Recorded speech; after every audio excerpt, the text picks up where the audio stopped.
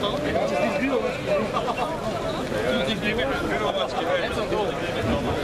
si myslím, že môžeme začať s oficiálnym programom.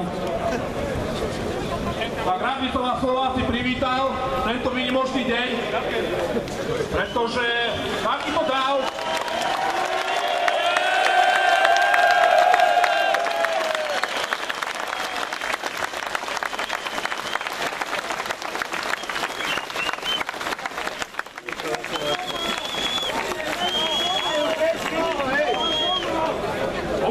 musím povedať, že takýto dáv som tu nečakal a som dojatý, koľko Slovákov sa postavilo na odpor voči tejto politike Európskej únie, ktorá ničí naše národy, ničí naše rodiny a ničí naše deti.